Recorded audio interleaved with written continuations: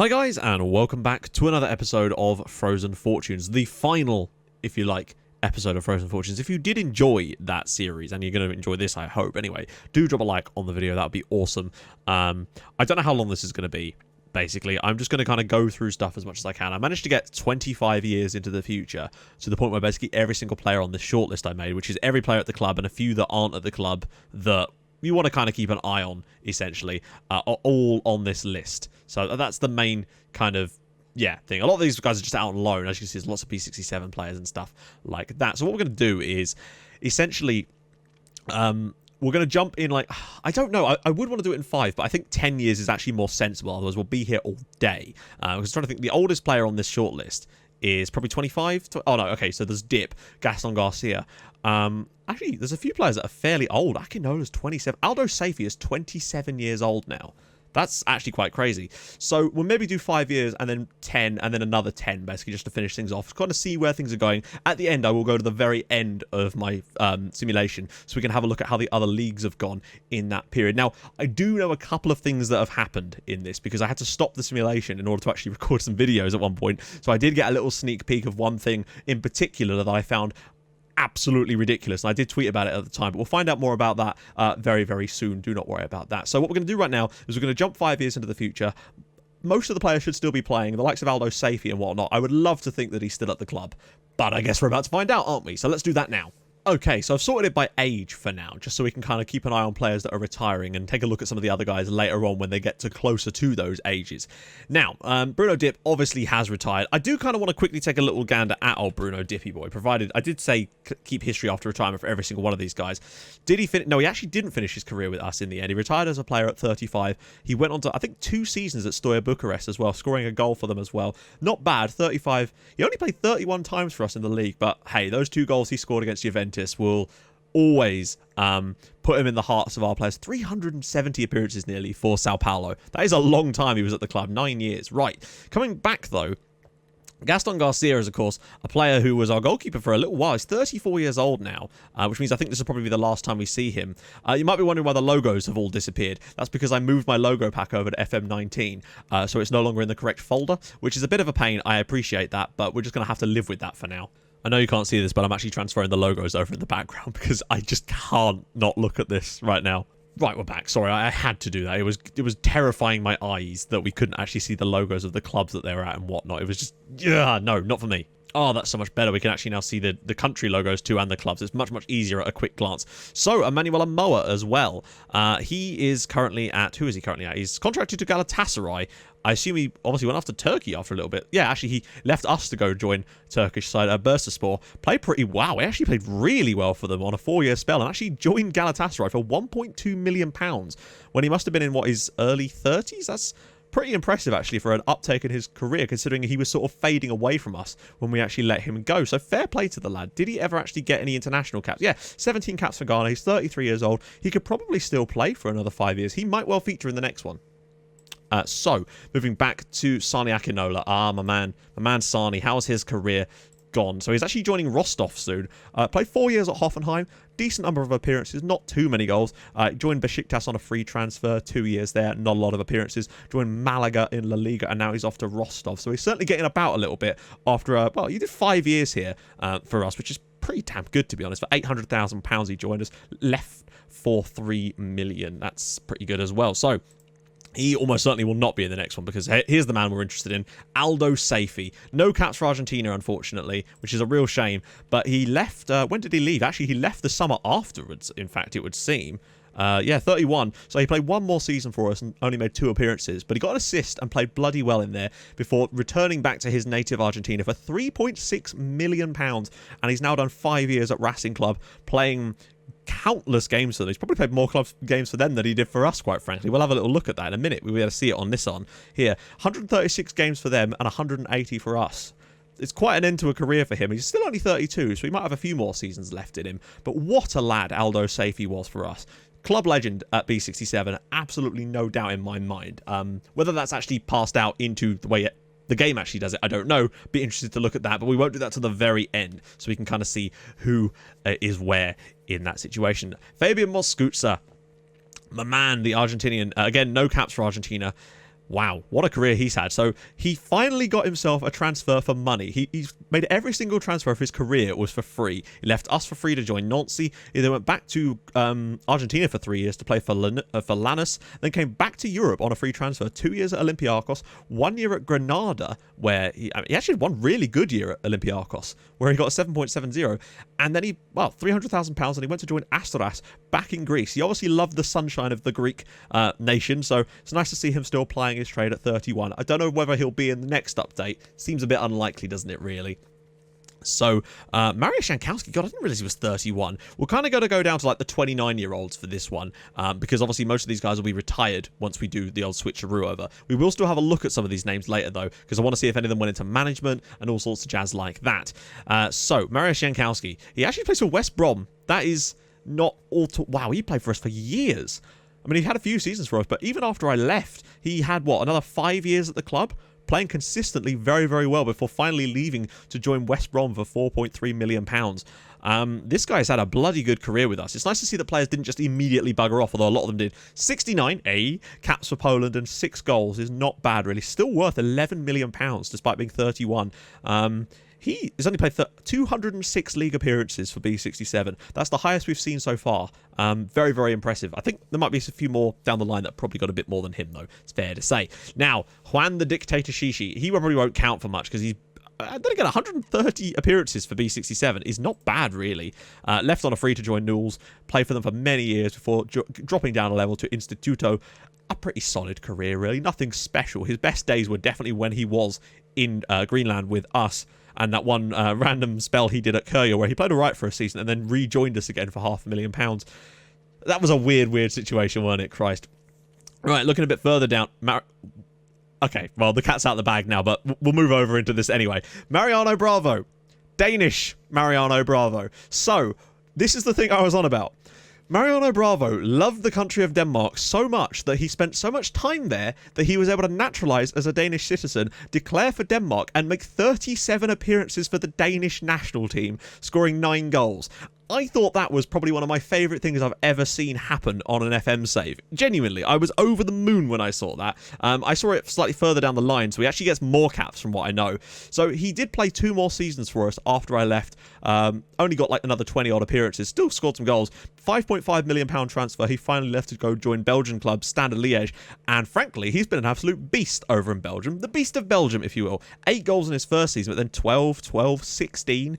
He's been a really good striker at the top level in Belgium for quite a few seasons now, and he's still going. He's only 31. I do wonder where his actual career is going to lead him, but no appearances for, obviously, the Argentinian national team. I just couldn't believe it when he actually declared for Denmark.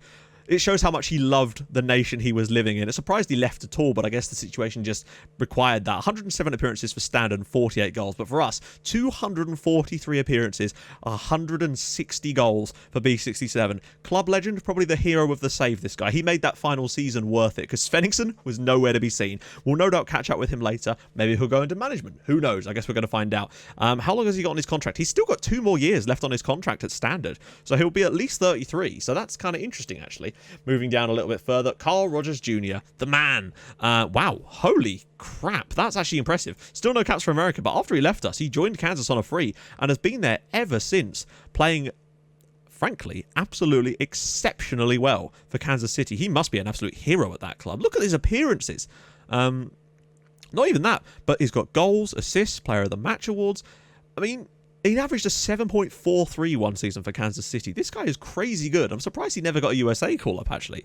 And the great thing about this is he came through their academy, did like 7 years over in Denmark with us, and then returned as the prodigal son. And, I mean, how long has he been there now? What, 9 years? That's insane. Did he get any youth caps? Yeah, 4 under 20 caps. I think he's an incredibly underrated player, and he's still got another year left on his contract at Kansas. Maybe he'll keep playing. Who knows? Moving down a little bit further, Christian Tadic, our goalkeeper, who we didn't really see a great deal of because he was a sort of backup this season. Well, he did 3 years with us before heading back to Mexico. No, not back to Mexico. Heading to Mexico on a free transfer where he has been sensational for Pumas. You can't really blame him, really. I think that's a pretty cool club to go and play for. And I assume he's been racking up the Chile caps in the meantime. 55 caps for Chile, 30 years old. I actually figured it would have been a bit more than that, but I hope that we didn't get a lot of money for a lot of these players. You notice how we got a lot of players leaving on free transfers here? That disturbs me a little bit about the way that B67's been run this entire period, to be perfectly honest. Moving down a little bit more, Esteban Sanchez. We'll take a quick look at him because we don't really have much in... Wow, okay, I'm actually very interested. He's still at the club. He literally joined us in January that season of my final year, and he's gone on to be an absolute monster for B67. In the ensuing 5 years, he's got... Good lord, goals and assists for absolute days. Incredible performer, Esteban Sanchez. It's nice to see someone that's still actually at B67. Really, really impressed with that, frankly. I wonder how long he'll stay there. He must be a bit of a club legend in his own right now anyway, after 6 years at the club and playing that well. In his worst season, he got a 7.22, which is crazy good still.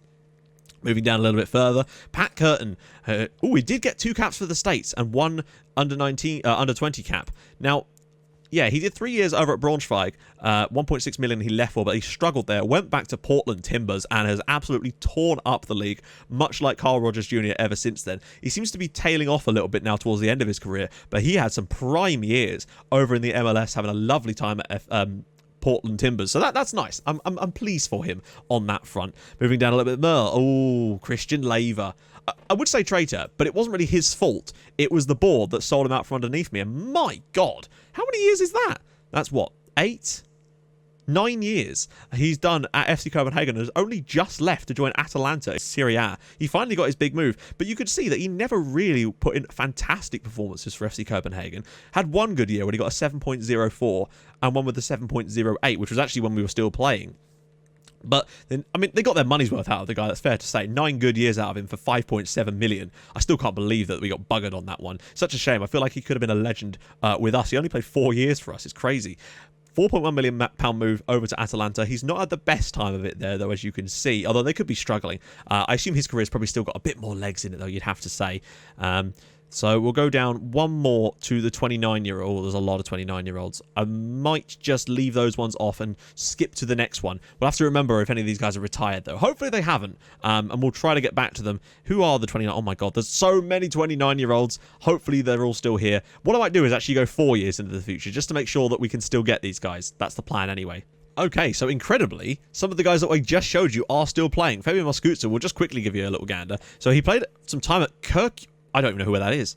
Oh no, in the lower divisions of Greece. He's having a bloody lovely time in Greece. What a season he had there as well. Allowed him to move back up to the Super League, to the top flight in Greece, and now he's getting absolutely rinsed every week as a 35-year-old playing for Xanthi. Should have quit while you're ahead, Fabian. Jankowski, not still at West Brom. In fact, he's... Oh dear. His career's sort of wound down a little bit now. He's done a couple of years at West Brom, left on a free transfer to Cordoba, and now he's in the B team at 35 years old. It's a shame that it had to end that way. Carl Rogers Jr. is actually still at Kansas City. He obviously got his contract extended and has continued... Well, he sort of tailed off a little bit towards the end, but he is like 34, 35 years old now, so we can hardly blame him. Tadic as well, still actually over at Pumas. Did get some more caps for Chile as well. And he's been pretty solid for them for this entire period as well. I'm not going to go into too much details with these guys. Esteban Sanchez is now at Chelsea. Okay, that's worth talking about.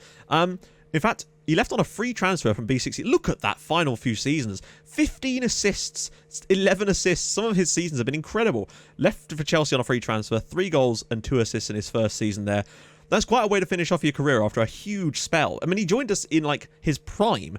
Played till... ridiculous times and then left to join Chelsea in the Premier League. That's quite a twilight signing, because he must have been, what, 33, 34 when Chelsea picked him up in the first place. How old is he? He's 34 now. So he must have been 32 at the very youngest there. That's quite the signing they've made there. Unless Chelsea are, you know, not what they used to be, perhaps. I don't really know. Pat Curtin, amazingly, still at Portland now. 254 appearances. I'm amazed he's still there. He's picked it up a little bit, though, so fair play to the guy. Anyone else? And Christian Laver is still at Atalanta. How's he doing over there? He seems to have picked it up quite nicely, actually. He's actually got better. You know, last season, a 7.02 is actually a very good rating. Continues to play his trade at Atalanta. How long has he got left on his contract? He's going to be 35.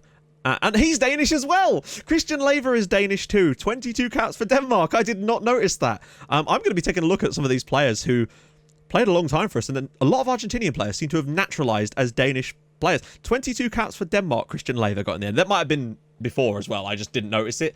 That's really, really cool. I'm just going to quickly check Aldo Saifi, because that seems like the type of thing that he would have done. How did Aldo Saifi do? No, he did stay as Argentinian, bless him. Oh, he actually got 20 I don't know if we noticed that. Whether he got... No, yeah, that was after. He got 20 appearances as well for Boca Juniors before retiring.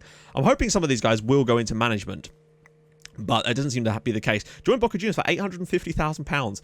That's incredible. He must have been like 30... I don't know, actually. That's still very, very impressive. He retired as a player at 34 years old, but... I mean, look at that. Team trophies. He won 10 league titles. Still, he played the most games for us, and that's the main thing, isn't it? Oh, actually, we can see... No, we can't, can we? Unless they go into management, I don't suppose you can actually see them right now. Anyway, moving down a little bit, Ricardo is still playing. He plays for Auxerre. We don't really care that much about Ricardo. He went to Southampton on a free... Why do B67 keep letting players leave on a free transfer? He was never amazing for us, and he's frankly never been amazing for anybody, really. He only had one good season for us, and that was the first one. Everything else has been kind of substandard, particularly this season here. My lord, what happened to us then? Went to Southampton somehow and was even worse there. So, not great for you, though. Momcilo Vasic. He's still at the club, and he is Serbian. Of course he's Serbian. He was going to get in the national team. 93 caps for Serbia and 309 appearances for B67. This guy is an absolute club legend now. £3.3 million he signed for.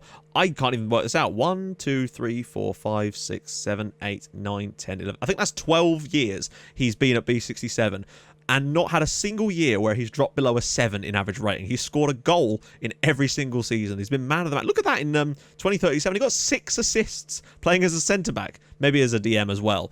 That is absolutely bloody ridiculous. 309 league appearances for B67. He's got a contract through one more year. Maybe he'll go back to Serbia. I don't know.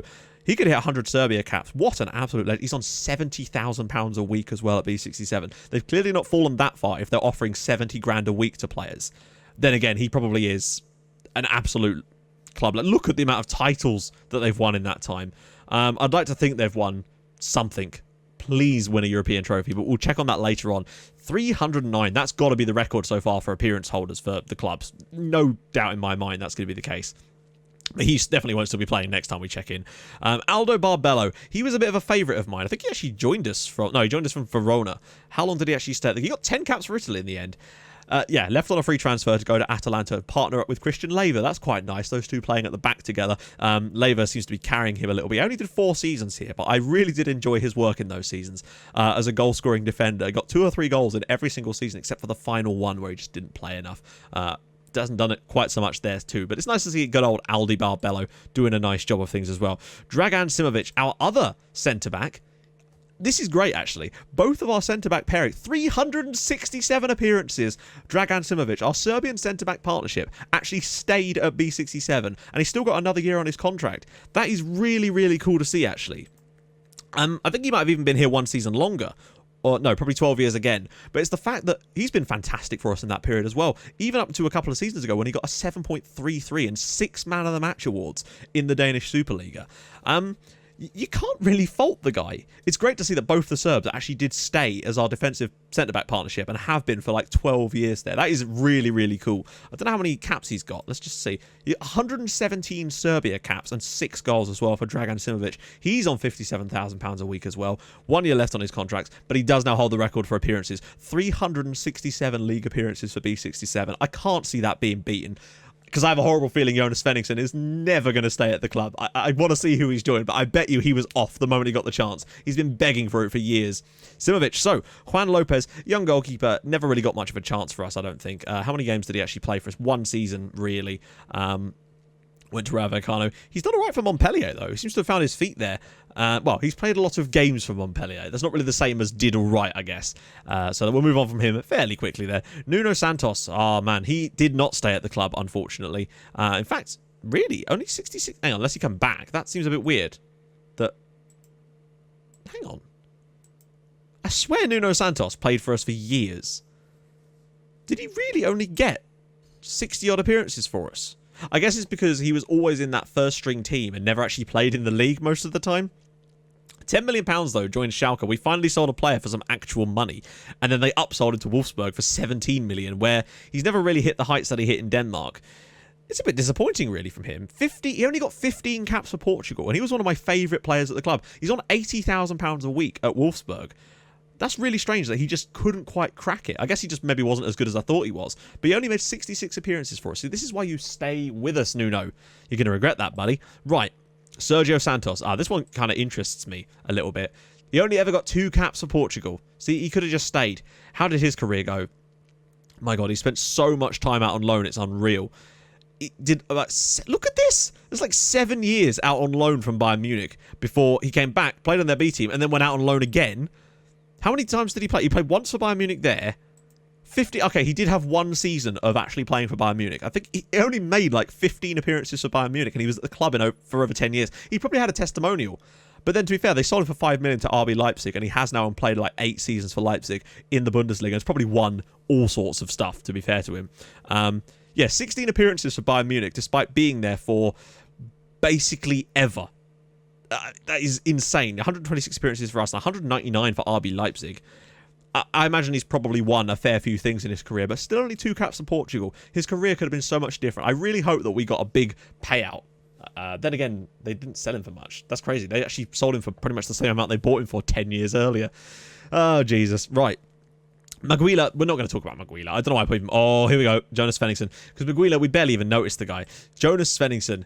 106 caps for Denmark and 64 goals. So the guy was clearly a great talent. And wow, okay, this is how his career went. So the following season, he played one... Hang on. Wait. What the hell happened here? So this was the season that we did, the last season. And then the following year, he only played 1 game for B67 in the entire season and got 2 goals in it before leaving to join Sevilla for nearly £17 million. Look at his... Oh my goodness me. Look at Jonas Svenningson's stats in Sevilla. 22, 20, 22. A 3-year period, he scored over 20 goals in the league every single season. The guy was clearly talented. And 19 the year before. That was one hell of a run of seasons. Obviously, he still doesn't beat that 1 year for us where he got 25 goals and 20 assists when he was a youngster. But what on earth happened to him this season? Did he have an injury? That's the only thing I can think of is that... Can we see players' injury history? We usually can, or you might not be able to anymore. Injuries, here we go. Let's sort by timeout. 1 day and 3 months. No. That's so strange, because it would have been... Oh my God, what have I done here? Type of injury. So it would have been around about this sort of period here. A few little minor injuries. So that means he just wasn't getting in the team under the new manager. What an idiot. What manager would... I mean, I guess his attitude must have fallen off. I guess he was just angling for a move there, and for that entire 2-year period. It would certainly seem like it, because once he got his feet under him at Sevilla, he's been an absolute massive big boy player for them, frankly. It's still cool that his career's gone the way that it is. But my God, out of the two, Mariano Bravo is much more of a club legend for me than Jonas Svenningsson. Although, just think about it like this. They did get to play up front for Denmark together with Christian Lever in the team as well. Argentinians for days here. This is mental. Okay, so Fagner, not too bothered about him. Dunga. Okay. Dunga ended up... Wow, he got 236 appearances for B67. He's put a shift in for us over the years. It really has been good. 15 minutes. It eventually joined Chelsea on a free. Did Chelsea just hoover up our players 2 years ago? Because they got Sanchez and Dunga. Did he ever get Brazil caps? No caps for Brazil. That surprises me, but I guess it is Brazil. Wow, what a player this guy turned out to be as well. 93 grand a week he's on at Chelsea, but 236 appearances for B67.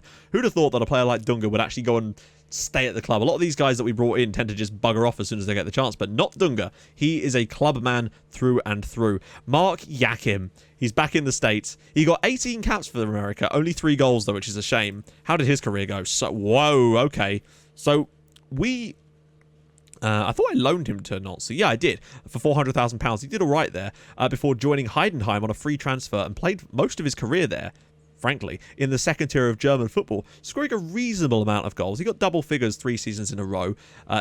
Go to Mexico to Pachuca for £350,000. Did not have much success over in Mexico. And is finally back... not at his home team. That was De Anzafors, which is a brilliant name for a football club. Joined Orlando City for £180,000. 5 goals in 13 appearances is not bad for Mark Yakim. A favourite of mine in this save. He did some really good things. I mean, look at that. When he played for us in the league, 18 goals, 19 goals. 19 goals in 24 appearances for Mark Yakim is a very, very good season for him. Very, very pleased to see that. Veljko Todoric was a goalkeeper. We don't know much about him, so it's not that important. Vladimir Herzeg. This interests me. He did not play for us for very long. 2 seasons at the club, had a great time, and left to join Stoke for nearly £10 million. And wow, that was an embarrassing transfer for them. He played 3 seasons at Stoke and scored no goals. He's basically a Croatian Saido Berahino at this point. That is mental. He only made 9 starts for Stoke in 3 years and got 1 assist in that time. And for 2 years, he didn't play a single league game for them. Didn't go out on loan either. Just embarrassing. What a way to ruin a guy's career. The guy really was great. And then left on a free to go to join Cagliari and only got 6 goals in 30 appearances. Really not great there either. And his second season in Cagliari was even worse. 1 assist in 8 matches. And then, this is the thing though, joined Zoya over in the Ukrainian league for £2.3 million still at the end of all that. 9 goals, 10 goals, 10 goals. He's got double figures in every season and has clearly been a very solid player for them this year. It's just a shame the way that his career was basically ruined by Stoke City. I'm blaming Stoke City for this. Only got 25 caps for Croatia in the end and 3 goals for his country. When this guy clearly could have been, like, there was teams like, who was it? Gladbach wanted to pay us like £20 million for this guy at one point and we turned them down. It's crazy to think that his career stagnated so badly thanks to joining Stoke City. I'm sorry, Stoke fans, but it's true. You've ruined him for me. Oh, disgusted there. Alisson Estevez never really had much of a chance for us. Did he even actually play any games for us at all? 1 match for us. No caps for Portugal. I think he's just kind of batted around the leagues a little bit, really, for the most part. Yeah, loans to Bromby, Chavez. Then he joined Pacos Ferreira for free. And then he went to Porto for £14 million. So the guy clearly did have a lot of talent to... You know, they got him on a free transfer and sold him for £14 million to Porto. Clearly was a good player, though. I'm just going to check some of these guys. Fagner, how did his career go? Did he actually? Not really. I think it's probably mostly free transfers. Yeah. Didn't really have much success in his career, did he? Where was that other guy? There was one other guy as well that I was looking at. Oh, yeah, Todorovic. How many? No caps for Serbia at all. That's a shame. Started off at Dynamo, Metalats. Went to Partizan on loan, and then he went to Red Star and actually forged a pretty decent career for himself, but never got to the heights that he perhaps would have done had he stayed. Marian Pacinda. I've noticed there's not a lot of players still at B67 here, which is a bit of a worry. Marian Pacinda, he's currently... Oh, he's got 29 caps for Slovakia, but again, I expected more from him. Like, he had one... did he have a really good season? No, he actually didn't. He's... for a midfield... Oh, no, he's a striker, what am I thinking here? Yeah, so played 1 season for us, and then had a few seasons out on loan at Braunschweig, did all right, Rosenborg, then joined Kaiserslautern, and he has been at Kaiserslautern ever since and has not really racked up that many appearances there. And he's gone out to, is that Rot-Weiss Essen in the German second tier, although they've kind of gone up and down with him in the team, and he just never really forged much of a career for himself. You know, 176 appearances for them still, but it just doesn't look like that much, really. I feel like he could have been more, but again, it's about the way that players handle their careers. Right. Ivan Jovanic, I don't think he must have played a few games for us, surely. He was the guy that was always going out on loan. 6 games he did play for us. In fact, it was in that season.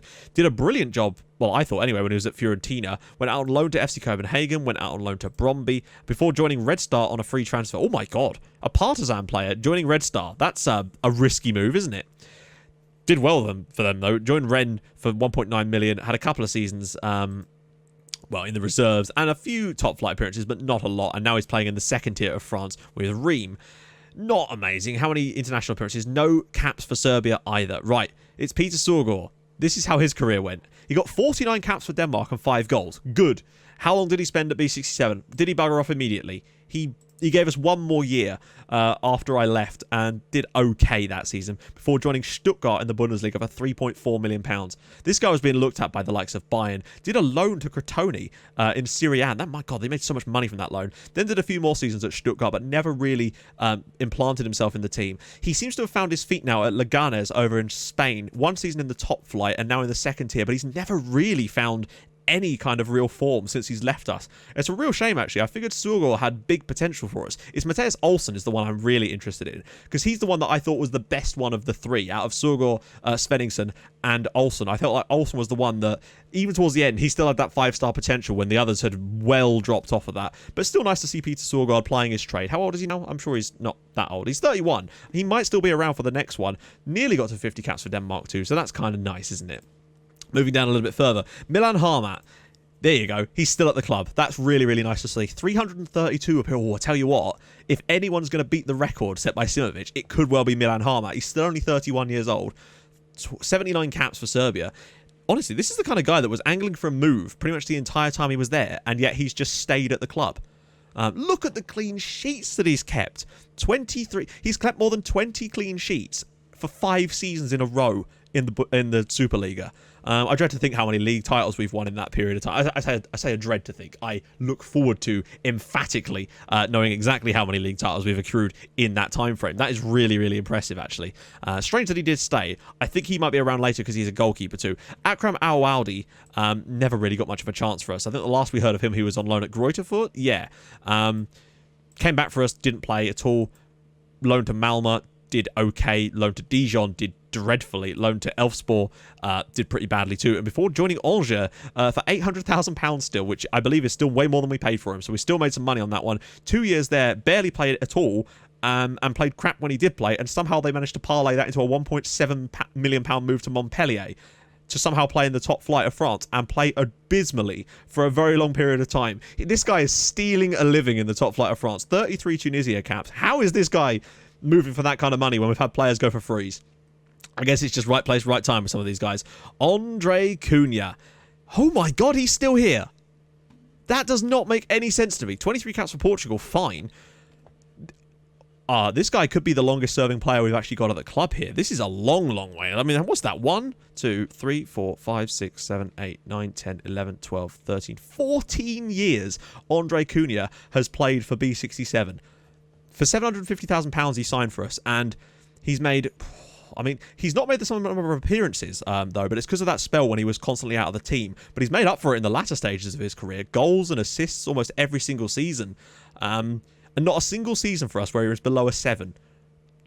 He is some player for us. I just always figured he would leave because he was constantly under transfer bids. But I guess after a certain while, if they don't, once they reach their potential, I guess he just got happy there.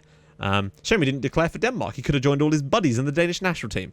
I think we might not have heard the last of him yet. He's still got another 2 years left on his contract, and I sense he'll probably sign for someone else. Probably. He could stay. Who knows? That's really, really impressive, though. Massively happy with that. Liviu Stan, the Romanian lad who never really quite found his feet with us, I don't think. He was never fantastic. I mean, he was fine by our standards, but as you can see here, after I left, he only made 1 appearance in the team, went out on loan to Midtjylland for a season, and then joined Dijon for £4.7 million.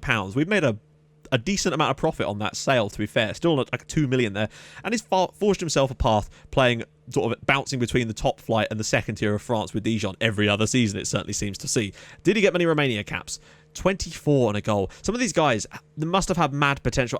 Either that or my scouts were just overrating a lot of these players. It's not like 5-star potential means a lot of things, but that was 5-star at the time, so that could have been anything. And I guess I just felt like with doing these in the past, our players almost all went on to get fucking ridiculous numbers of caps for their countries. This is the first time I've not really seen that happen so much, but we'll see. Halilovic is back over at Red Star. No caps for Serbia in the end. Wow, he's played a lot of his career over in Red Star again.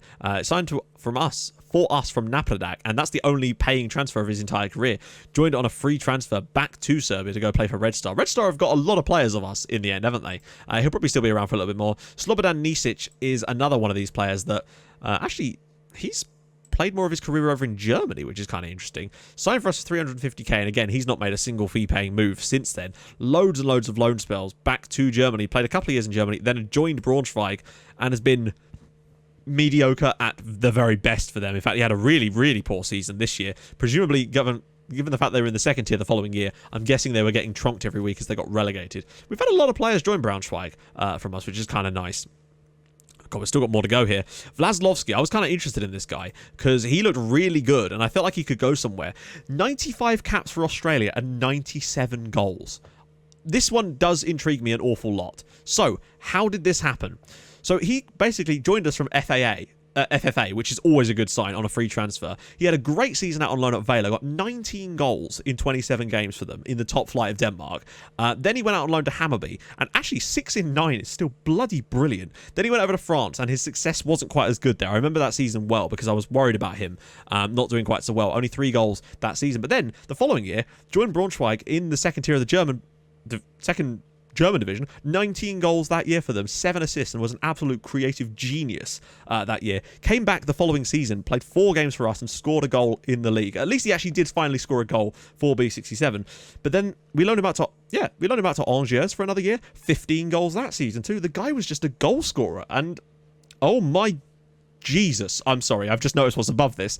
So then he joined Swansea for £11 million, which is a great piece of business for B67, finally. First season at Swansea in the Premier League, only 4 goals. He couldn't quite cut it at that level. But then in the Championship, 35 appearances, 14 goals. Much more like it for him. He's starting to look like just a Championship striker.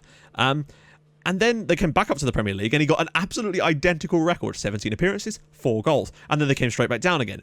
But look at the next 2 seasons for Swansea City in the Championship. 36 goals in the league and then 34 goals in the league. This guy's like an Australian Jordan Rhodes. This is crazy. Then they came back up and he actually did do bloody well. 16 Premier League goals that season and 13 the following year before going back down into the Championship this season and another 22 goals for Swansea City. This guy has to be one of the highest goal-scoring players we've had leave the club. He got 143 goals for Swansea City and he's still only 30 years old. He's worth £36 million. I'm just really impressed to see how well he's done. That's like, these are some serious numbers. Like, even in the Championship, 36 goals and 34 goals in back-to-back seasons for an AI team is insane. That's 70 goals in 2 seasons in league football. I had a good feeling about this guy, and it seems that his level is very much top half of Championship, bottom half of Premier League. Because as you notice, his last 2 Premier League seasons, he's got a lot more goals, but he did play more games. Still, it's just really, really impressive to see him doing so well. I'm really, really happy for Daniel Vasilevsky. I really am. Right, who's underneath him? Philip Pedersen. He is another regen that came through. Unfortunately, he played as a left winger, and he's just never going to get a chance for us to play in that position. So we just loaned him out loads. Lots and lots of loan spells. Did all right on loan at Gefle. He didn't do so well when he actually left Denmark, unfortunately. Kalmar wasn't great. At Randers, well, Randers is where he actually joined, and he's had a pretty decent career for Randers, forging himself a place. Did he actually ever get any Danish caps? No, he didn't. I'm surprised. He had decent potential, from what I could tell. That's a little bit disappointing. I guess it's because he just never got enough. 250 appearances, though. It's bloody excellent. Franz Zeskos, yeah, I mean, like, we don't know much about this guy. He probably didn't play for us for very long. Actually, no, I tell a lie. He did a decent number of time for us. Did a loan season the following year at Midtjylland. 3 seasons for us in the league. Did all right, particularly in his last year for us. 8 goals in the league and 6 assists is actually really good. And it earned him a free transfer over to Italy for Roma, where he's played ever since and has been, well, racking up the appearances, 159 of those. But and 66 caps for Greece as well. So pretty decent. And he's a key player at Roma now and is on £110,000 a week. My lord. Right, anyone else below this? Yep, Todorovic as well, who's another right back. I swear we had another guy called Todorovic. This guy, again, got no caps for Serbia. Played almost his entire career in Denmark with AGF. Fair play to the lad. And Rally, my man. Oh, this guy. Okay, now this guy looks like he actually was as good as I thought he was. Oh my god, he's only... Right, okay. Firstly, £50 million is valued at and £180,000 a week. He's got 92 caps for the Dutch national team and 41 goals. But what we're really interested in here is, my goodness, he actually stayed at B67. That is incredible. I'd never thought in a million years he was going to actually stay with us. So when was the last season we managed him? It was this season. Following year, comes back in 17, then oh my goodness, and then 5 years of scoring more than 20 goals in the league every single season. And in his final season, oh no, second to last season, 30 league goals. That's almost as good, one less than he actually got in that amazing breakout season. I mean, that's probably what earned him this move. Then one more decent season before a £23 million move to Monaco. Honestly, I think we were mugged off there. This guy is quality. He's surely going to be our record goal scorer at 234 goals for B67 in the league over the course of 13 years and 358 caps. It's still not as much. Not caps, you know what I mean? Look at his strength. Good God. This guy's got, like, Ballon d'Or potential, I wonder. He would never have won it, though, playing for B67, unless we won anything. Don't worry, we're going to check through all the individual awards, all that stuff. This is going to be a long-ass video. Do not you worry about that one, guys. I can make this as long as I really want to be honest. So it probably is going to be well in excess of an hour, I have to say, because we've still got so much more to look at. More on Rally later, you'd like to think. Anyway. Moving back, Carlos Cifuentes. Yeah, he actually never made a single appearance for us and clearly was not the... I mean, I think I said that at the time, to be fair. Actually joined Sirius on loan for a little bit and then went back to Colombia and sort of bounced around the divisions there. Nothing particularly surprising about that one. Zdeněk Krejci plays for Arsenal. Okay, he looks like a... Oh my goodness. 104 caps for the Czech Republic or Czechia. £215,000 a week he's on at Arsenal. And he's played for Real Madrid, Man United and Arsenal. Okay. Right, what's the bet and he left on a free or something? He's worth £66 million. He clearly played for us for a couple more seasons. Let's see how much he's been sold for. £31 million. Oh, my Lord. This guy is... Okay, when they said Wonder Kid when we signed this guy, clearly this is one of the signings I got right. Oh, my goodness. So last year for us would have been this one here, but he carried on playing actually pretty mediocrely for the following 3 seasons. Not exactly chopping up huge ratings, but then joined Real Madrid for £31 million and played a little bit better. And then 2 seasons later joined Man United for £57 million. And he's never really had an amazing season for any of those clubs. And now he's only just joined Arsenal for £47 million. He's still probably got more time in him, but his combined transfer fee is £137 million. I've noticed we've not had any players leave or join, but like £100 million kind of money. I think the biggest transfer we've seen so far for one of our players is £57 million, but that isn't money that went to us. That's money that went to Real Madrid. He has to be our largest sale, because that's more than Mustafa Al-Sattar, I think. We'll have to check all those stats. Do not worry, we will do. I think we'll see more from Krejci later on, though. Matthias Olsen, he's at Schalke, which is interesting, but we'll check in on him we'll do another 4 years down the line. I know, we'll take our time over it. There's no point in not taking our time at this point. Okay, so we're in 2044, and it seems that a lot of these players have retired now, which is kind of interesting. But do not worry, we're going to come back and take a look at the careers. I've got a big list to my side, so even when they disappear for the shortlist, it'll be fine. I can just go and search for them based on the list I've got to my right, because I do want to see how many of these guys actually go into management, because I think that's kind of important. So Maguila, again, we can ignore him. Todorovic, not super important. We're just mainly after the main guys. So Peter Sorgor did not get any more Danish caps, but he is now 35. After playing a few years for Leganes in the second tier, he joined Chievo and actually got promoted with them to the top flight of Italy in one of his really good seasons. 5 goals and 6 assists. Didn't feature so much for them then, though, and has joined... I apologise for the pronunciation. Leixos? That's probably absolutely massively wrong. In the Portuguese top flight. I don't think they're a top flight side currently, though. So that's... in real life. They must have come up and down a few times. In fact... Oh, no, maybe not. Oh, that's the second tier. Liga Pro. Isn't it? Portuguese second tier? Yeah, it's Liga NOS.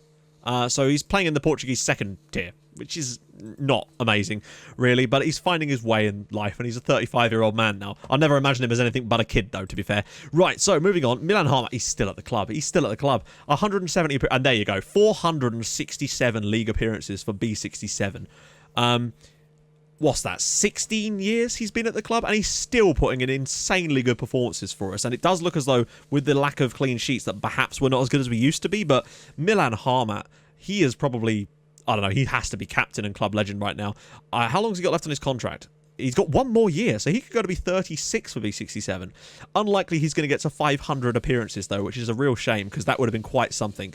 This guy was a decent keeper, I have to say. Still not conceding many goals at all. He is going to have to be probably one of the heroes of a B67. My lord, look at the number of competitions we've won.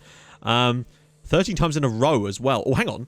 30 times in a row between that, but there's a year in between, which means we've definitely not won the league all of the seasons of this, which is surprising, honestly, given the base we left them on. But there you go. Awadi, he's actually gone back over to Tunisia after being a fraud at Montpellier. Andre Cunha is still at B67, 426 league appearances now. He didn't get any more Portugal caps, unfortunately, but that is still insane. How many years is that? Is that like 18 years he was at B67? It's either 17 or 18 years, and he's still playing for them at 34, playing at wing-back. I guess, hey, when you find yourself in a position, you keep going there, and what a career Andre Cunha has had. 750 grand we pay for him, and he's given us 18 years of service. Is his career up? Yeah. His contract is expiring in like 15 days, so it stands to reason, although he hasn't got anything set up. Maybe he's planning to retire? I really don't know. So, moving on from that, Liviu Stan is at Bologna now. Halilovic is there. Vaslovsky, this is interesting. 135 caps for Australia and 129 goals. That must make him one of the world's most goal-scored players, if you like. He did finally leave Swansea City then. So where were we? We had these 2 seasons, and then he had another good year in the Championship, and then back in the Premier League, he had another couple of good seasons, and he joined Bournemouth for £32 million. And he wasn't that great for them, really. And then they got relegated. And then they sold him to Greece, to AEK Athens. And he's still scoring goals at the age of 35. Vlaslovsky is 260 goals in his career and over 500 league appearances. This is the kind of player that they kind of just pass you by while they're actually at the club. And when they leave, I mean, then again, I was noticing a lot of the time when he was at the club that he was doing brilliantly out on loan. And he clearly had amazing amounts of talent. And I do wonder if there was a space in the B67 squad, whether he would have been good enough to actually get some goals for us. Like, he did score one in his entire... Did he? I think he did. He must have scored one. Yeah, here. He did get a goal for us, at least, which was pretty damn nice. But he's forged one hell of a career for himself. He's probably the most decorated Australian footballer of all time. He's like a modern Mark Viduka. And when I say modern, I mean because Mark Viduka probably retired 30 years ago in this game. I'm pleased with that. I really am a fan of Vasilevsky. Moving down a little bit further, Pedersen is still at Randers. 370 appearances, no Danish caps. Oh well. Francescos is still at Roma as well. Over 100 caps for Greece. Pretty damn impressive. He looks like he's probably going to be leaving soon as well. Almost certainly going to be retiring. Right, Rally is at Monaco. He's still got another year left on his contract. 135 caps for Holland and 68 goals. How's he done in his time? Oh my goodness me. First season, struggled a little bit. Didn't play as much. Might have joined in January. It looks like he did. But then 26, 28, 25 and 20 goals. And this is in his 30s. Rally is doing this kind of stuff. 350 goals in his career and over 541 appearances. He's not had a bad season. In his entire career, he has not had a single bad season. I wish we could rank this, but just looking at this, he's not had a single season where he's got less than we had 1 year here where he only got 16 goals for us. But that is insane. No wonder Rally got himself into our team so quickly once he got his foot in the door. £33 million he left for. That's actually the record sale, isn't it? Not Krejci. Superb. He's presumably about to retire. No, he's got one more year left as well, so he could just keep going, frankly. And long may it continue for good old Rally boy. Cifuentes is still knocking around there. Krejci, okay. Not milestones, we want... So he's done a few years at Arsenal now. 64... Hang on. 60... Is that because that gets adjusted based on, like, add-ons and stuff? Because I swear that said 57 million before. And Arsenal's one said 47 million. So I'm guessing that fee does get adjusted based on add-ons. That has to be the case. He's still not been amazing for them in this entire period, but it's cost teams £155 million. How many caps has he got in that period? 122 and only 4 goals. He looks like he is retiring and is set to not needed, which is such a shame. Poor old Zdeněk Krejci. One hell of a career, though, for this guy. He's one of the ones I'm most proud of signing. Right, now we're into the good stuff. Mathias Olsen. How has he done? 139 caps for Denmark and 3 goals. But what was his transfer fee like when he joined Schalke from us, firstly? 20 million... Oh, that's a bit depressing, actually. Joined Schalke for £20 million.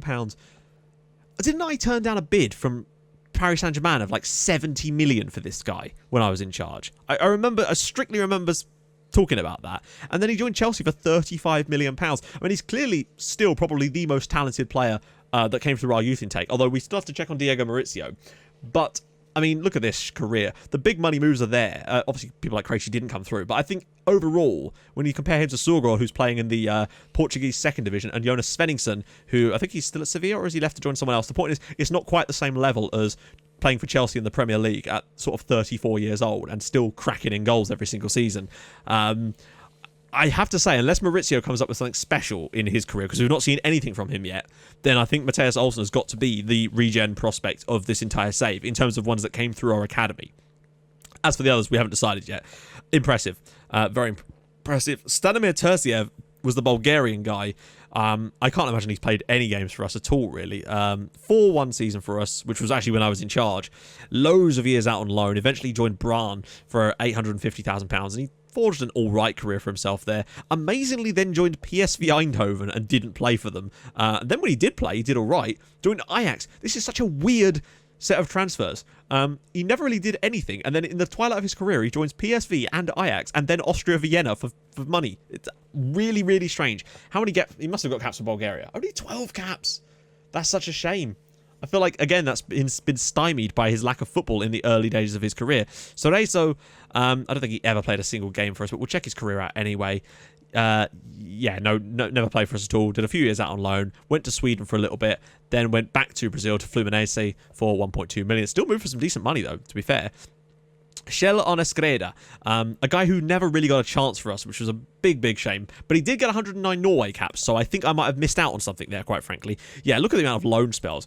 We paid £300,000 for. Oh my giddy aunt. Okay, we paid £300,000 for him and then sold him for nearly £10 million to RB Leipzig, who then sold him to Milan for £15 million, who a year later then sold him to Bayern for £20 million, who 2 years later sold him to Monaco for This guy's had one hell of a career. £60 million worth of transfers he's been involved in. Did a year for Sunderland in the Premier League, so they obviously got themselves back up. Then again, I suppose, yeah, they would never went to League One in this save, did they? And now he's at Inter Milan on a free transfer. What a hell of a career this guy's had.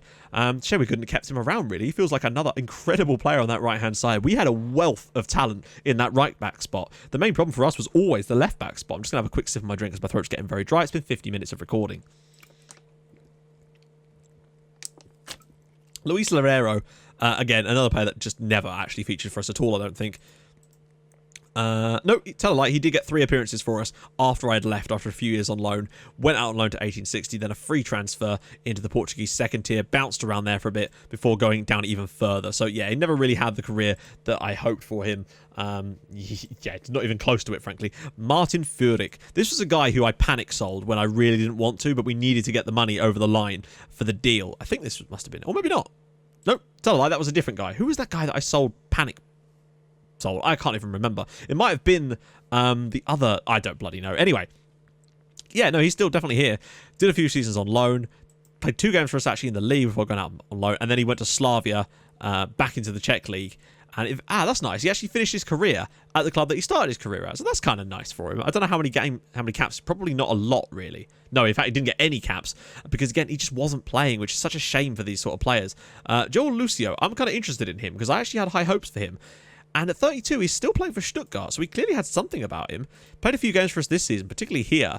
Left to join RB Leipzig for £6 million. Following season, £8 million for Wolfsburg, and barely played.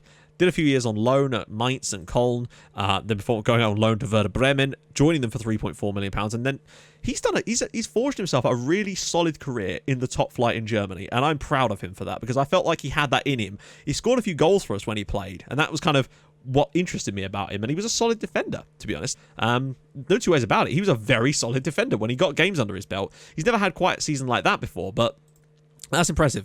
Torben Larsen, he was a guy that we signed, I think, from Esbjerg at the very start of his career. He did get 5 Denmark caps, so there was something to him. Doesn't appear that we got our money back on this one, though. He did a lot of years out on loan at various sides all over the shop, really. Never really found his place at any of these guys before... Wait. Oh yeah, he joined Bochum on a free and then immediately came back to Denmark again. Played many years for Bochum, bouncing around the divisions. Finally joined Chambly-Thiel in the second tier of France for £29,000. So didn't quite go to plan, but he did get 5 caps for Denmark. Was it 5 caps? That's not bad, considering a player that now plays in the second division of France for a team I've never heard of. Victor Christensen. This one is curious. I'm very interested to see where his career is taken. Oh my god, he's played in the Premier League. This is a guy who was probably one of the worst performing players, despite having really good potential, according to my scouts. 39 caps for Denmark and 5 goals. So not as good as Peter Søgaard, but he's still got a bit more time. He's 32. Okay, career stats. Here we go. Swansea City. My buggery ball. That is insane. So Swansea City paid £10 million for him from us, didn't they? So he must have played alongside Vlaslovsky in that team. And... did a season in the Championship, did very, very well. 13 goals and 8 assists, and somehow still only got a 6.96. Premier League, nowhere near as good. Championship, unfortunately, fell quite badly, but then he did get back on his feet.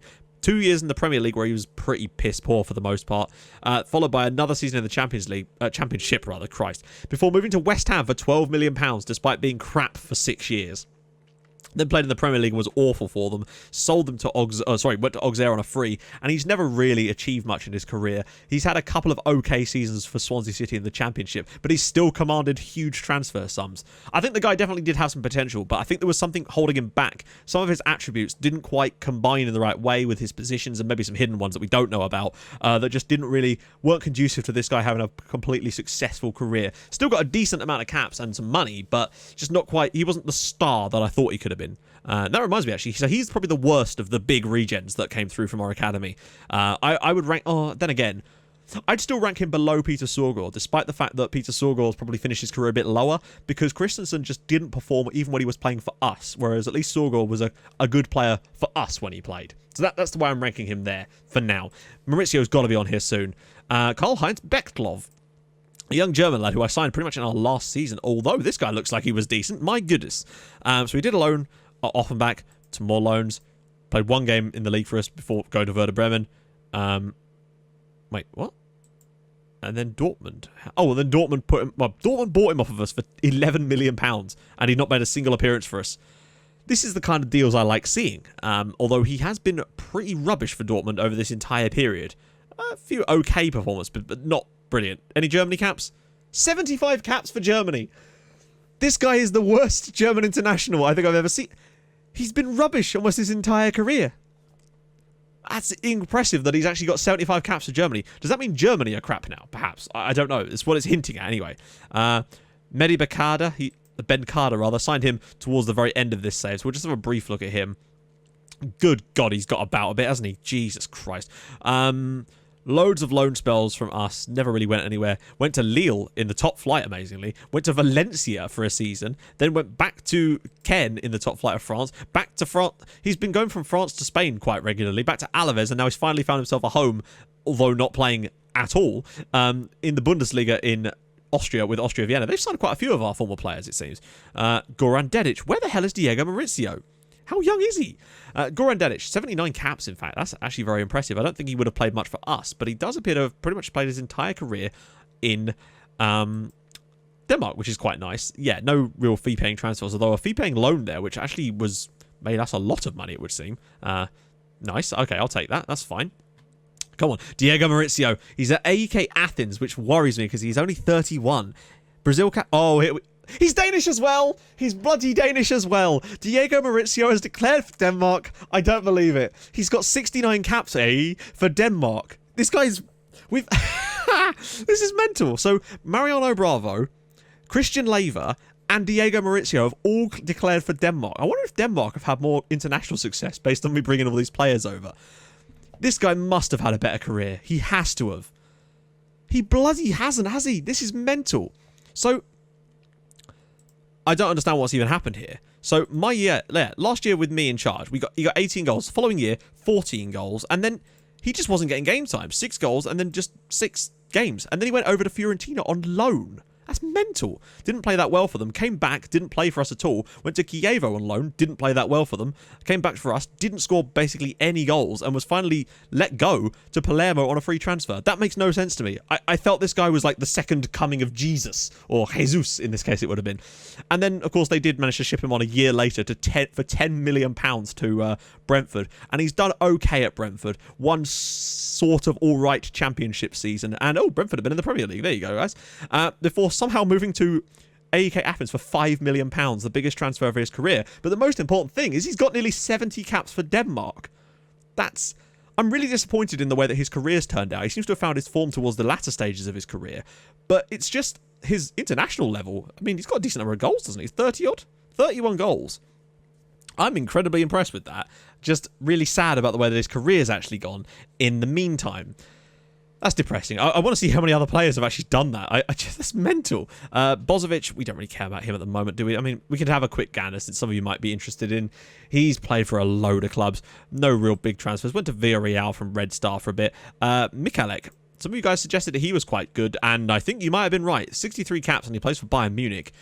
Did we sell him, or did... Yes, we did. £15 million he went to Bayern Munich for. Played a fair number of games for us before he actually left for Bayern Munich, though, which is kind of interesting. How many games did he play? Yeah, 120 games for us. Not bad at all. Marco Antonio Vicente. Okay. He plays for RB Leipzig and is worth £30 million. No Spanish caps at all, though. Bit weird. And of course we sold him. We gave him to them for free. That's frustrating. Particularly as he actually played a decent number of games for us over this period. It wasn't like he was just a squad player for us. 93 games he actually played for B67 over his career. Getting into sort of the slightly more less relevant kinds of players. Now, Cristiano Barbosa, he's pretty much dead retired now. Oh, yeah, no, Guimaraes. £1.9 million move to Nice in there for him as well. Torben Klaassen, I can't even remember. He plays for Thisted. Wow. Okay. So he played no games for us, went to Esbjerg on a free in the top flight, and now he plays for Thisted in, well, second and third tier. Didn't go well for you, buddy, did it? Right, let's see further down. Giuseppe Moretti. I had high hopes for this guy as well. No Belgium caps. That surprises me, considering he's worth £15 million. And he joined them for $7 million from us, too.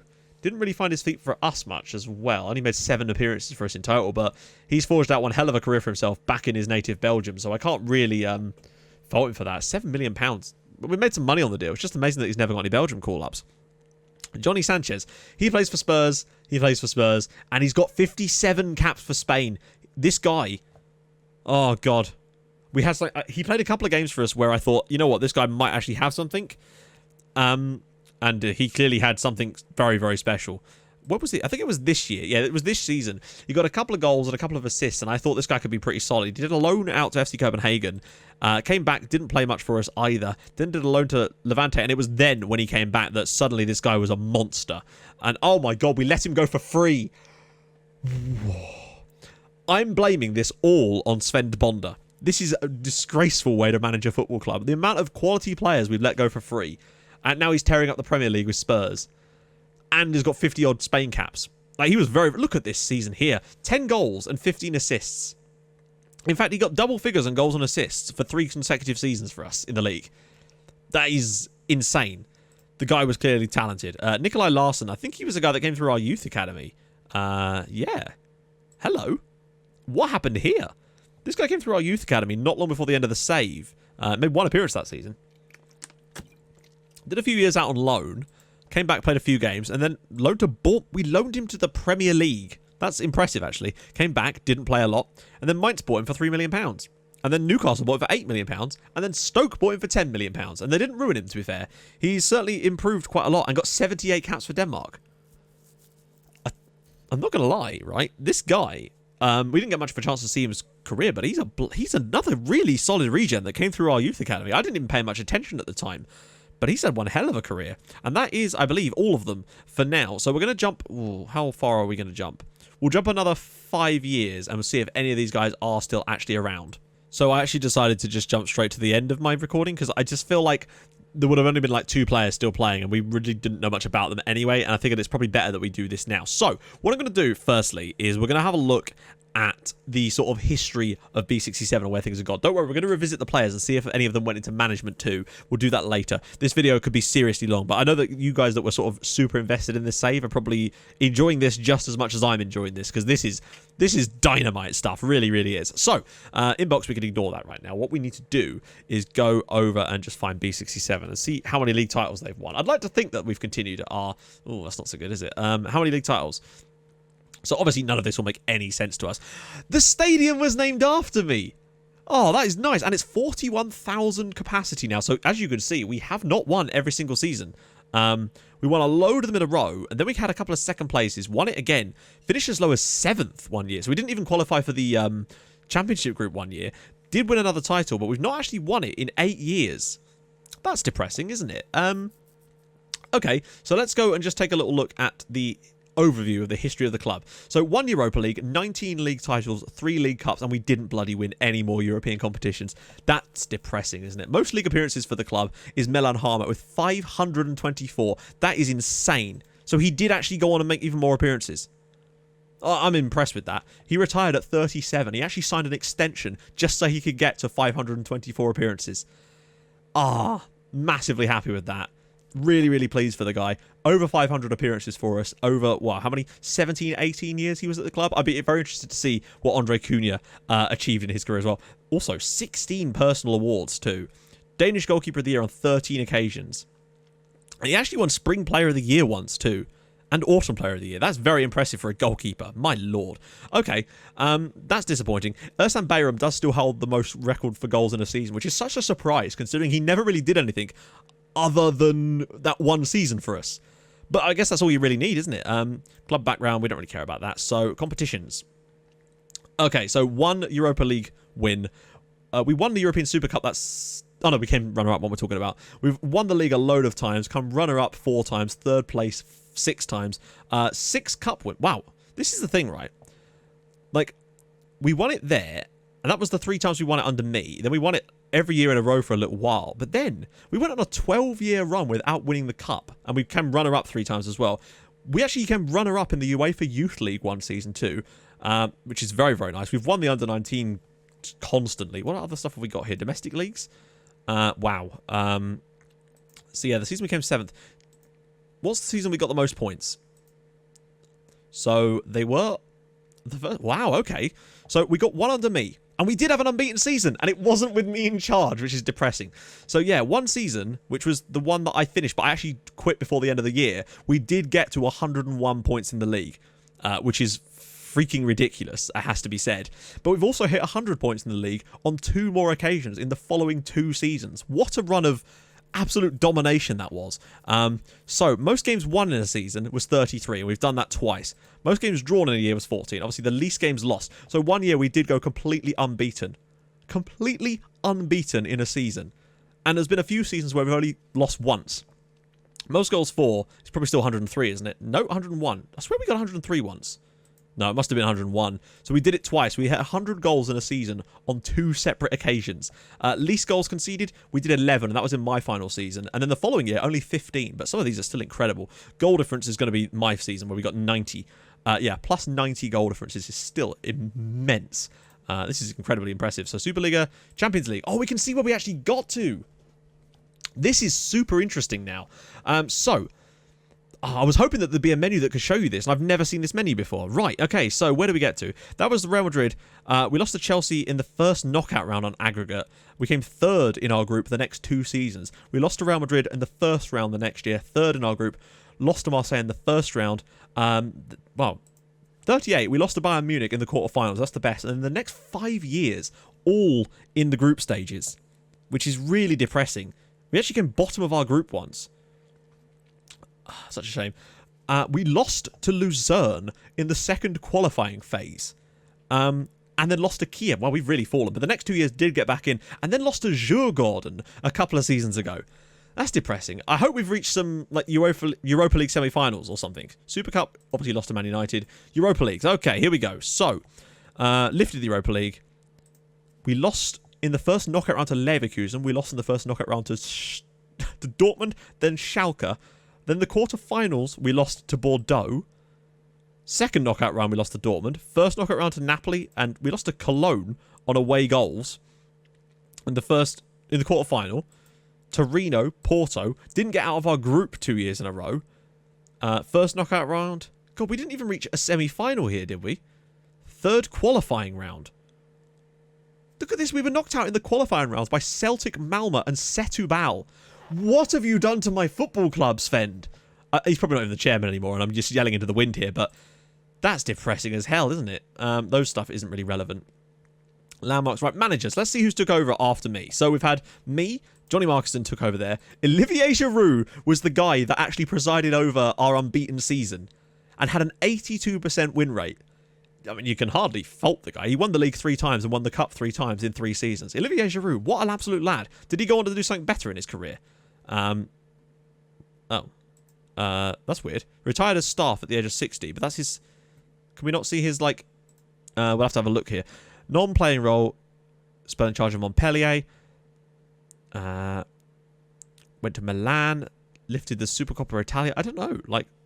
It's really strange. He left us to join Milan, which I guess kind of makes sense. Wow, what an absolute legend he was for the club, just in terms of his management. And then... left manager role. We had 4 years with David Nielsen in charge. I don't know who that is, unfortunately. And then Hernan Crespo. Hernan Crespo did 2 years at the club, won us 2 league titles and 2 cups, retired as a staff member at the age of 70. That's impressive, actually. Well done him. Don't know who that guy is. Don't know who that guy is. Don't know who that guy is. Don't know who any of these guys is. They're probably all regens at this point. But you can see we've had really no success. Why on earth would we sack Kasper Radza? He won us 3 league titles and a cup win. We've only had 1 league title won since then, which was Kasper Jensen. Resigned. And only a cup win for Kim Kierkegaard. And he's been in charge 5 years now. Obviously, I'm the longest serving manager at 13 years, but only 1 cup win in that time. That is depressing as all hell. Hide caretakers. That's what we should have done anyway. Records. Right, here we go. we'll just go for the overview ones right now. So highest league position, obviously, most points in the season. We've already kind of established all that. Highest gate receipt, highest attendance rather, was £40,000 for 40,000 people for a game against Celtic. And God, my God, average attendance is 80,000, and the lowest attendance was obviously, no, actually before that, we beat, that cup win I had with the 15-0. Biggest defeat was 6-1 to Hobro. That was still from when I was in charge. Highest scoring game, lowest scoring game. Okay, so highest transfer fee paid was still Dunga. He was our record signing. That's actually mental. And our record sale was Denik Krejci, amazingly. Rally has the most league goals for the club. Most league appearances is Milan Harmat. No surprises there. Jonas Svenningsson still has the highest rating for that one amazing season. The youngest player is still Pierre-Yves Julien, who is actually a scout at Metz now, which is very, very interesting to see. I completely forgot about this guy, to be honest, but there you go. Pierre-Yves Julien, a little bit of extra knowledge for you there. Jonas Svenningsson, how is he? Retired as a player, and he finished at Rostov. He actually finished his career off at Rostov. So there you go. That's how Svenningsson finished his career. Now that we've got a chance to see some of these guys. Rally, what happened to him? Rally's actually the manager of Oster. Oh, mate, you got 160 caps for Holland, 79 goals. How's his career gone after he left Monaco? So he was the under-23 manager at Freiburg for a bit. Then he was the manager of Trier. Paderborn as assistant at, he was the caretaker there, and the caretaker, he's basically taken over from being the caretaker role. Has he done a lot at Oster, to be honest? Competitions? Finished 13th in the top flight and failed to qualify there. Did he actually do anything when he was the manager of any of these teams? Paderborn assistant? Trier. Did he achieve anything at Trier? No, and he was there for over a year. He sold a couple of players. It's fair to say that Rally isn't having the best time of it as a manager, to be fair. Although he has probably won God knows what as a player. So we'll come back to that anyway later. That's just kind of cool to see. Milan Harmat. Oh, we already checked on him, didn't we? Yeah. So no problems there. Youngest goal scorer, Paul Holmgaard. What happened to him? Retired as a player at 18 years old. What would be the point? Why would you bother? Oldest goal scorer, Orlando Paz. Okay, so he's obviously a newer player, but we can't click on him because he's retired. Most games won in a row was not while I was in charge. That must have been when Olivier Giroud was in charge. 23 games. We went on a 30 game without losing. How does that work? We went on an entire season without losing. We lost 5 in a row 6 years ago. We went on an 8 game. Oh, no, that was actually when I was in charge. Oh, dear. Most games without conceding. That's really, really cool, actually. Modern day. Right, league positions. We kind of know about that one already. Lowest. Attendances. See how far the average attendance has actually climbed. So you can see as the stadium started to get extended, it was pretty evident. Biggest wins. No, we don't really care about that. Most games won in a row. Players. Most goals in a season. So Rally did bloody well for a long time, although Diego Mauricio's in there too. There was a guy called Baraka. Orlando Paz was huge for us for a few years, apparently. Ulrik Madsen as well, a Danish international who now plays for Barcelona. Did we sell him or did he go for a free? £22 million we sold him to Everton. Good. Our transfer funds is shocking. Patrick Lund is doing okay, though. Let's see. Transfers? What about biggest transfer fees paid? Wow, we've not exactly bought a lot of players, have we? Christ. So we spent £12 million on Baraka, which isn't bad. A guy called Israel Abara cost us $4 million. But look at this. It's a pretty small signings, really. £600,000. Highest transfer fee received. Surely. Massive money. So, yeah. Jonas Svenningsson, 20 million. Whoa. This Isiel guy left for £30 million. Krejci for £30 million. 20 million for Rally. 11 million there, 19 million there. We've basically become a selling club, and now we're not even that, it would seem, which is a real shame. Best 11 of all time. Okay. Oh, that's so nice to see. That is really nice to see. Up top, where's Jonas Svenningsson? Where is Jonas Svenningsson? I'll tell you where he is. He's in bloody Italy. Mariano Bravo taking his place. It's nice to see that some of the players that we signed, actually. Okay, so literally, Rally and Bravo are the only two players that I signed that are actually... Why is Milan Harmat not listed as our greatest goalkeeper of all time? He's got 700 appearances for the club. 700 appearances. How is this guy being outranked? Look at this. Simovic, 652 appearances. We could take a look at some of these guys from this one, actually. So that'd be kind of interesting. It'd be a quick way of getting to some of these players. Esteban Sanchez is on there too. Oh, this is a disgrace. This is a bloody disgrace. Right. So we'll take a look at some of these guys since we can do at this point. So Rally, we know what he's doing. What did Mariano Bravo get up to? He retired as a player and, we actually finished his career at Cittadella. Had a nice little time in Italy. 45 appearances for Denmark in total and 11 goals. Oh, what an absolute legend. It's a shame he didn't go into management. I would have loved to have seen that. Milan Harmat, we already know what he did. Dragan Simovic, he also retired at the age of 36 after 465 league games for us over the course of, well, no, what's that, 16, 17 years? Brilliant stuff from Dragan Simovic. What about Andre Cunha? He retired as a player at the age of 35, played almost his entire... He played nearly 20 years for B67, 400 appearances for us. That's actually really, really impressive for him. I'm really pleased. I just want more of our players to have gone into management, to be honest.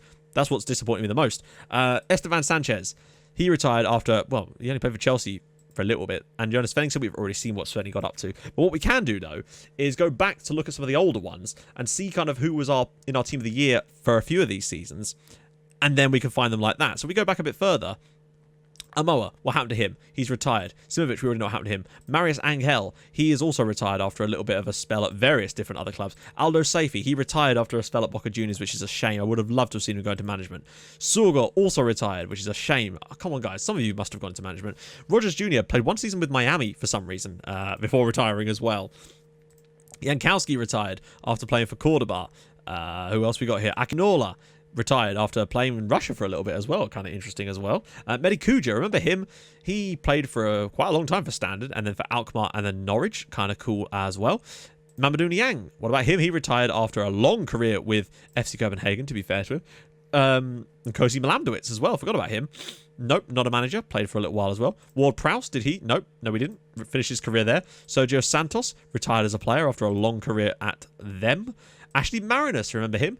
He retired at 32. Good lord. Bit of an early one. Mark Yakim. Oh my god. None of these players went on to be managers. It's so disappointing when this happens. Right. Anyone different in here? Juan Miranda. Did you? No, you didn't. Of course not. Nuno Santos. How about you? Nope, retired as a player after playing some time in Russia. Goodness me. Are there any new players I recognise from this list here that weren't there before? Liviu Stan. How about you? Nope, you retired after playing in Israel for a little bit. Kind of cool. What about Zdeněk Krejci? Go on. Nope. He actually played for Southampton and Stoke. How did he find the time to play for Southampton and Stoke in his career as well? That's ridiculous. Amazing stuff. Right, what about Matthias Olsen? Retired as a player. Did a bit for Chelsea, played for Lille for a few years, retired at the age of 36, and that is them. I'm disappointed that not more of our players have gone into management. Momčilo Vasic retired as a player after spending almost his entire career here as well. Carlos Palacios.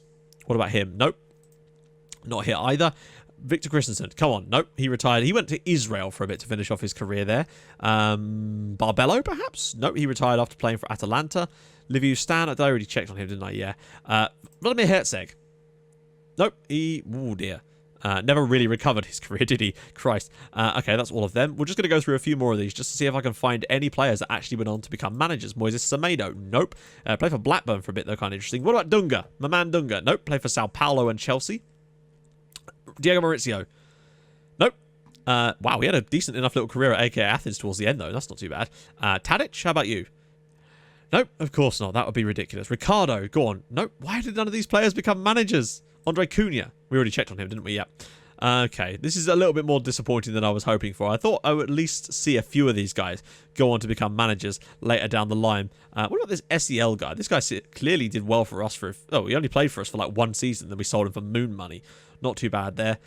Anyone else that I'm kind of forgetting about here? I'm guessing probably not. It's a real shame that none of these players really went on to become the managers that I kind of hoped they would be. That's really disappointed me. Francescos, perhaps? Nope. So really, only Rally actually went on to become a manager. Johnny Sanchez. Yes, a player who is a manager. He's managing Real Zaragoza and has been there not very long at all, actually. He's not even long retired, which is... Oh, no, sorry, my bad. He's not actually managed anyone in a long time. Like, a very long time. He did... How long was he at this club? It can't have been long, can it? Finished 7th in the second tier with them. He was a fitness coach for a bit after finishing his career at Udinese. Longest time in jobs. Yeah, he didn't even do a full year at Zaragoza, but at least it was something, you know? At least he did something in his career. We'll just check a couple more seasons, see if there's any more players I've forgotten about. Seems unlikely that getting this far into the save, there's going to be anyone I've forgotten about. Right. Well, that's depressing, isn't it? I guess I kind of hoped that we'd have more players that moved into management after that. So, back to us. Let's actually check out the Superliga and see kind of what has happened in this time frame. Our finances are okay. So, ooh, wow, look at all this. past winners. Let's have a little look. So we last won it. We won it there. But Norgeland have come flying back. Incredibly so, in fact. That's surprising, actually, how much... Because they were rubbish when I was in charge. They were nowhere. They nearly got relegated most of the time. Did they ever actually get relegated? No, they didn't. To be fair to them, they stuck it out there and did not get relegated. So fair play on that one. We won a lot of titles even after I left. We won the title for many, many years directly after that. And then had a couple of second places to Midtjylland and Norgeland before winning it again. But it's after that we just dropped off the radar. The next 2 seasons, we weren't even in the top 3. A couple of third places to Norgeland before winning it again. And that was the last time we won it. Midtjylland have won a few more. Norgeland, Esbjerg won a title one season as well. That must be probably their only title. Correct me if I'm wrong, Esbjerg fans, but that seems like it's probably the case. Records. I mean, there's not really much to say about that, is there, though, really? Let's just see who was actually in the preliminary phase this year. See if there's any interesting teams. Viborg are up there, but that's the only team I don't really recognise as being a regular in the top flight of Denmark. And they've kind of established themselves quite nicely. I'm just trying to see if anyone's fallen down the league, kind of. That's what I'm more interested in. If anyone's like fallen off the radar entirely and slipped down the league to a ridiculous level. League table. So Lyngby are a second tier side now, which is a bit of a surprise, frankly. But they're the only ones that are really... I mean, have they been relegated? Oh, they've been relegated bloody loads. Good lord, they've not had a good period in this team, have they? Vela down there. Aarhus Brunswick got up there too, but no one's really surprising me down there. Let's just check the lower league as well. See if there's any massive, massive shocks down here. We just find that FC Copenhagen are down there and I wasn't even paying attention. Seems a bit unlikely though. Autumn stage, all groups. Right. Anyone random that I recognise? Not really. It's been pretty... consistent. Marion Least have struggled a bit. Schellerup, they were in the top flight at one point, and now here they are, not very much not in the top flight. In fact, after that spell in the top flight, where they actually came and did a decent job, they then immediately got relegated, and then got relegated again a couple of times. So, not... Oh, wait, that was Division 1. So, they've actually fallen even further than that, incredibly. So, they did one season in the Superliga here, where they came bottom, as we know, and then did a few years there and actually fell down to the 4th tier. Not really good, to be honest with you guys. So, what I might want to do now is just go and have a look at some of the other leagues that we've got turned on. I don't actually remember which ones that is, so we're going to use the League in Focus page. I think we can find that. Yeah, Leagues in Focus. And then we'll kind of go from there. So let's see who's won the Premier League the most times. I'm not going to go into too much detail with this. It'll probably be the same teams over and over again. It usually bloody is at this point in the save. So Man City, Man United, Spurs, blah, blah, blah, blah, blah, blah, blah. Yeah. Basically... all the usual suspects repeatedly. There was a Sunderland 3rd place, which is kind of interesting, and a Blackburn 3rd place, and a Southampton 3rd place. But other than that, it's basically been same old, to be honest, really, which is a bit of a shame. But what can you do? Is there anyone interesting in the Championship at all? Probably not. I can't see anything interesting there. Blackpool, Bury being in the Championship. Bury is probably the biggest surprise there, but it's fairly similar to what it would normally be like, really. No huge changes. I don't even have League 1 turned on anymore. Such is the situation that it's in. Few little surprises there. What about League 2? Anyone interesting popping up there? Not really. Okay, let's move over to Spain, if I can remember how to get to it. Yeah, let's go to La Liga. I assume it would be the same old suspects every single year now. But Sevilla definitely did have some good times, and I wonder if they won the league a lot when Jonas Svenningsson was playing there. Madrid, Barcelona... I'm guessing not. In fact, they won the league once, and I think Svenny was playing there then as well, and they won it, of course, when we were actually at the club. But look at the amount of titles Real Madrid have won. I mean, that's not even funny. They have just won everything in that period. Las Palmas having a good season, though, to be fair to them. That's what I like to see. Just taking a quick gander down into the 2nd tier. Logrones, I don't recognise that name. Anyone interesting in this division at all, really? Eibar are back down here. No, I mean, it's fairly as you would expect it, to be honest. It's surprisingly not a lot has actually changed in this period. We'll check out Serie A, see if there's been any surprise winners in the Italian leagues. I think it's unlikely. Everything seems to have been pretty simple. Oh, Torino have won a couple of titles. 3, in fact. Roma got one. Not too bad. Any other surprises? Not really, no. Mostly just Juve winning them. Torino... not even really any surprise runners-up. Torino have been the ones that have sort of come out of... not really come out of nowhere, but they're the ones that have done the most digging, so to speak. We'll just quickly check and see if anyone's been magically relegated into the 2nd tier of Italian football. Seems a bit unlikely, though, but you never know. There's always bloody playoffs or playouts. Benevento, Parma, Genoa are struggling quite a bit, but again, it's all relatively the same. Don't worry, we're going to talk about individual awards and Ballon d'Ors and World Cups and that in a second. That's the Portuguese league. We'll do the Portuguese league and we'll have a look at the German league as well. Or maybe the French one. I don't know. We've got plenty of time. I don't know how far into this video. Probably well over an hour by this point. So if you're still with me, then I don't know. Type into the comments that... I'm literally running out of ideas right now. Type chapstick into the comments. I found a chapstick. I might have already used that one, but we'll make do.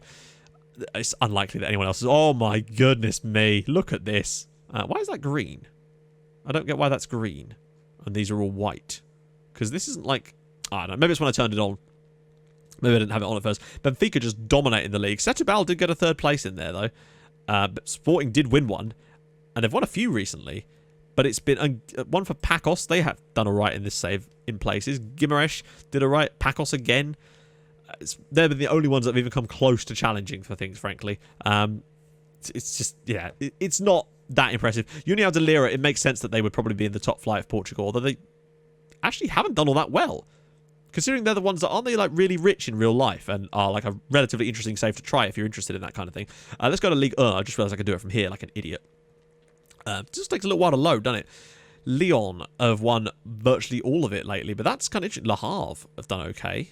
Definitely some different sides in the top flight. Let's just take a look at the past winners and see how we're doing. Lyon have won a load. Paris Saint-Germain have won a load. Monaco have won a load. And that's literally it. Any other surprises in there? Marseille have got a few second places. Bordeaux got a second place once. No, twice, in fact. Basically no surprises whatsoever at all. That is actually impressive how stagnant that league has become. Bundesliga. Probably just all Bayern, Dortmund, and Leipzig, if I had to guess. Wow. No, okay. Right, finally, we might have an interesting one here. Borussia Mönchengladbach have won a few. Dortmund have won a few. RB Leipzig have actually only won one, I think. Very impressive. Schalke have won one. BMG have done some serious stuff here. That is incredibly impressive. One title in there for Leverkusen as well. Any other shocks? Cologne came second, which is kind of cool. Hamburg came third once. Nope, that's literally about it for the German league as well. Just have a quick gander at the league and see if there's any surprises. Essen being in the top flight seems like a bit of a shock, I have to say. See if there's any surprises in the German second tier. Finding some club randomly in there that you wouldn't normally expect. Oh, wait, there was a playoff to get into it? I don't know. Kaiserslautern, St. Pauli still struggling. Such is life. Right, okay, that's probably all of the leagues that we can really safely have a little look at right now. Unless the Eredivisie's on? No, it's not. I think that's probably all of the leagues that I actually have turned on. So, with that in mind, we're going to take a little look at, well, we've got Champions League, Europa League, World Cups, all that jazz. So we'll go to winners, I suppose. Right, so, Europa League. We'll find where we are. Right, we won it there. So we've had Monaco win it last. After that, we've had Juventus, Arsenal, Southampton won it, which is impressive. Arsenal, any huge surprise winners? Not really. Southampton have actually won it twice. Any surprise features in the second? Lille got to a final. Auxerre got to a final as well, which is pretty cool. Southampton have done all right, you know. They've got to some decent places in this. Guimarães reached to a final as well. Let's check out the Champions League. This is more interesting. So City won a load of them. Real Madrid, Man United, PSG, Real Madrid. So Real Madrid actually won it the year that we got knocked out by them. So we did at least lose to the eventual winners. In fact, I think we did that in 2 seasons in a row. Bayern Munich, Spurs won the Champions League and have won a few of them since then. Lyon have managed to pick up a couple as well. Any real surprises in the final of the Champions League? Not really any at all, actually, as it happens. Europa League, we already did that one. Right, so now we'll go check out, where is it? World Club Cup? No, we want the World Cup. Yeah, and we'll check out that one as well. So we're basically just going to have a little look at past winners. Nothing too sexy here. Belgium won. Whoa, England actually came second in the first World Cup in this entire save. I think I might have talked about that at the time. I just can't actually remember it. So Spain have won the World Cup. Holland have won the World Cup. Colombia won a World Cup. Denmark actually reached the third place playoff that season. Wait, that must have been not the playoff. You know what I mean? That's surprising, actually, because I don't remember that. Or maybe I talked about that as well. It's been a while. Portugal won 2 successive World Cups, and Mexico have won one too, with Ukraine coming second. Let's actually check out the Danish national team, the way they've kind of gone over the years. They've got some solid players as well in that. Major transfers. I don't know if there's any way of actually seeing like records for the Danish national team, or whether that's kind of just out the window. I don't know if that's the thing we can do. We'll have a little look. overview. So they've gone as high as 16th in the world rankings, but also down as low as, well, actually, down as low as 51st. Wait, 2 European Championships. That strikes me as something that I didn't know about before. So they came 3rd in the World Cup, and they've won the 30-30. Wow. Okay, that's really huge, because that's the year after I stopped managing. So that does make me wonder if the likes of Maurizio and Bravo and all that lot were already declared during that tournament. So we'll have to take that one with a propaganda at that one. World ranking, landmarks, managers. Anyone interesting managing Denmark? Not that I could really see there. No one stands out anyway. What about records? Highest world ranking, lowest world ranking was 90th place. They were in the world at that point. That is insane. Most expensive Danish player was Ulrik Madsen, who left from Everton to Barcelona. He's obviously the B67 guy. Received within nation was Krejci. The biggest fee out was that. All-time top goal scorer actually is Jonas Svenningsson, insanely, which is pretty damn nice to see. Worst discipline is Diego Maurizio. How about that? Most capped player ever is Matthias Olsen. No huge surprises there either. Rankings, we already kind of know about that. Attendances, results, players. This one's not really that important, is it? But what I do want to go and check out, though, is that the 2032 World Cup. Because something happened there, and we need to... Oh, it was the Euros, wasn't it? Not the World Cup. Right, we'll go talk about the Euros in a minute then, since there was some interesting Canada, China hosted the World Cup. Right, we'll go take a look at the Euros then, since that's clearly where the action has been, European Championships. So, let's just take a look at the other past winners. So we know Denmark won one, which was the year after. England have won a couple, in fact. 3, to be precise. And Bosnia actually reached the final of the 2021. I really did not pay much attention to these at the time. Otherwise, that feels like something I would have brought up in a video. But there you go. So let's take a look at this season. Let's just see all groups. See how they actually went that year. So, Denmark actually came 2nd in their group behind Portugal, which is crazy. And then, what happened after that? No, you bastard. Oh, no, that's actually kind of what we want, isn't it, really? Nope, no, it's not. That's the last one we went to, right? We want to get off of that, and we want to go to the second round. So what happened in the second round? They beat Italy 2-1 in this game. I assume we can't actually see the game. No, that would be a bit ridiculous. It's probably way too much time has passed. They beat Italy 2-1, though. Impressive. Oh, what were you doing, Matt? Right, we want to go back and back. Right, second round. So we beat Italy 2-1. Then they beat Croatia 1-0 in Wembley. Nice. And in the semi-finals, they beat Spain on penalties at Old Trafford. And in the final, they beat France 1-0 at Wembley. This is some seriously good stuff. But we can't actually see the profile and like the top scorers and that from that one, which is a bit of a shame. But we'll roleplay the fact that perhaps Mariano Bravo had in fact declared for Denmark. I wonder if we can find out when he made his international debut. I'd like to think that he could play for Denmark during that game. Except, of course, we're not going to be able to find out that easily because it's going to be like this, isn't it? So, Mariano Bravo. There he is. There's my boy. Made his debut for Denmark. That's kind of what we need to see. After making his debut against Italy in June 2032. So, Mariano Bravo started his Denmark career in the European Championship, which Denmark went on and won. What a bloody story that is. He and Svenningsson played up front for us at the same time, I think, as they were playing up front for Denmark, and they won a European Championship with both of them in the team. That's so nice. I'm kind of just interested about Diego Maurizio now while we're at it, because I wonder when he made his debut for Denmark. He made his Denmark the following season against Kazakhstan, which is still very, very young to be declaring for Denmark. But, hey, I'm not going to knock it. That's just really, really nice. Right. One final thing to take a look at is individual awards like the Ballon d'Or, and see if we had any players that got even close to that. Now, where is that one? It'll be on World, I suppose. Or will it? Award winners? I assume it's on award winners. So, FIFA Ballon d'Or. Oh, my God. Team of the Year. Okay, let's actually have a look at the Team of the Year from the seasons that we've done, basically. Because obviously we had no players in it this year, but it would be nice to see if any of these guys actually popped up. So the following season, yeah, none of these guys popped up. Oh, this was the year when I was in charge anyway, so there wouldn't be any of our players in here either. Not that I'm seeing any of our players in there. If you do happen to spot one that I've missed, then do let me know. But it does appear as though it's the same guy. Oh, Rally, there you go. There we go. Beautiful. That's the only time, I think, Rally was in the World Team of the Year that season. The year after when he got 33 goals in 47 games.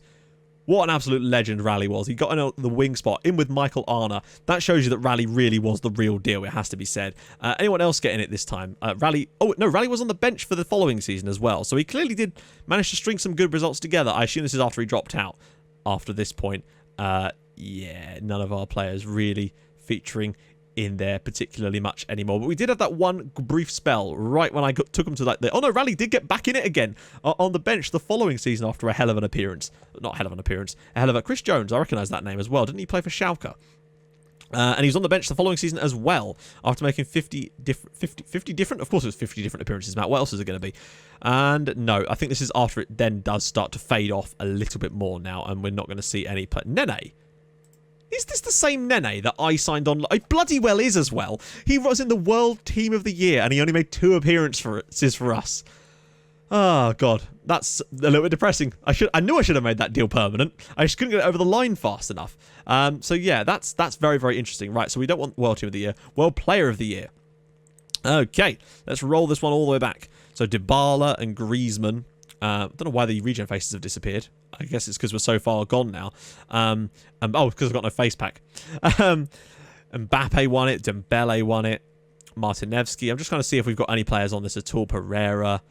Martinevsky. It's going to be the same guys. Oh, a guy from Marseille actually won it. Pietro Pellegrini. This is around the sort of area where you expect to see someone like Rally maybe sneaking in there. But it does seem as though he was ignored. Bernal. Martinevsky again.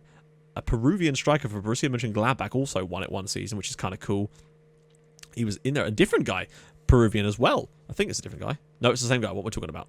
A Welsh player actually was up there too.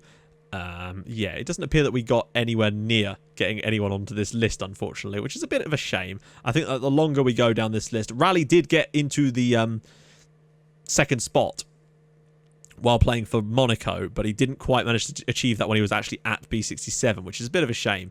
But I can't say I'm overly surprised by that. Just having a little scan to see if there's any more players. Some of these guys might well have played for us, but I just couldn't possibly know if they weren't actually at the club when I was there. And there's no way of me being able to tell at a quick glance whether they have or not. Good lord, we're an hour and 30 minutes into this bloody video. I know you wanted it long, but like, got to draw the line somewhere, don't we? Right, let's just go for the Ballon d'Or then. Is that literally the exact same? It appears that it's got the exact same players involved in it. I'm not seeing anyone particularly interesting that played for us at all. I assume that means that Rally probably will get in there as like a runner-up at some point around about this sort of period. But he certainly didn't win one, which is a real shame. I feel like he was probably a good enough player to actually go and achieve that. It does appear, actually, that he didn't. Oh, no, there he goes. In second spot that season in 2042. But he didn't get any closer than that. I think that's probably the closest that any of our players are going to ever come to, yeah, winning the Ballon d'Or. Maybe Goalkeeper of the Year? Nah, it's not happened, has it? I'd like to think that Milan Harmak could have maybe got near this one, but I think I'm more looking at him through rose-tinted glasses based on the fact that he just played a lot of games and was decent for us in that period, but clearly wasn't as good as some of these guys would like to make you think. Yeah, I think that that's pretty much done now. So, my voice is starting to give out a little bit, and we're already an hour and a half into this recording. So if you have enjoyed this little video, he says, dickhead, then do drop a like on it. This will be the last time you'll ever see these players. So, yeah, let me know in the comments, actually, what is your favourite moment from this save? If you've managed to watch all this way through, what is the favourite moment from this entire save? And what's your least favourite moment in terms of where you felt the worst? Do drop those in the comments too. And I'll see you guys soon with some more Fulham, where I'll be trying not to lose games hand over fist like I have been recently. Anyway, I'll see you guys soon. Thank you so much for watching. Bye-bye.